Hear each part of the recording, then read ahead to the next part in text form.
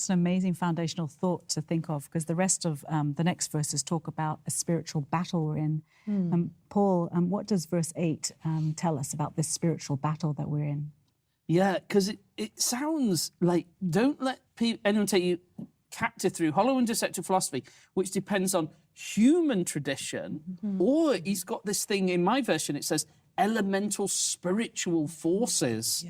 Rather than Christ. So there's like three sources of arguments that we deal with. And we're like, there's human arguments. And we thought a little bit about that, where people think they're clever and how easy it is to get taken in by the world and the flesh kind of thing. And they were like, oh, that's... And the world easily captivates all the media around us and arguments and things and that. Oh, that sounds good. That sounds good. There's that, human.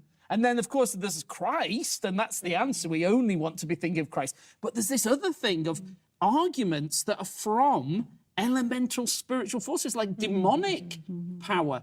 And that makes us realize that sometimes the arguments, it's not even just the power of human argument that's behind them. There's like a demonic, a spiritual level of power. And you can see that because sometimes there's things that people believe today in our culture that if we'd gone back even 10 years ago, and we'll say, this is what nearly everyone, like the world at large is going to be thinking like this in just a few years, people go, no, nobody's going to believe that. And it's like, no, they are. And how can that, they'll say, how could everybody start thinking like that?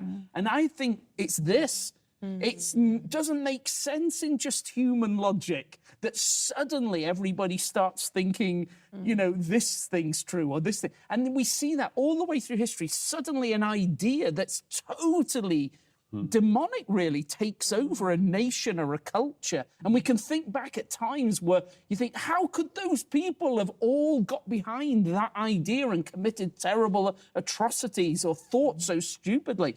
I think the Bible's saying, look, there's this prince of the power of the air kind of element to things. And human beings outside of Jesus are under his power. And that thinking in darkness and stupidity and making no sense, that is a danger. So we need to just think about that.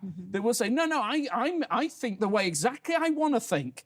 No, we're not like that. We're either really, Paul actually says, you're either serving Christ or you're kind of serving Satan, really. You go, I don't want to serve, I'm just going to be me.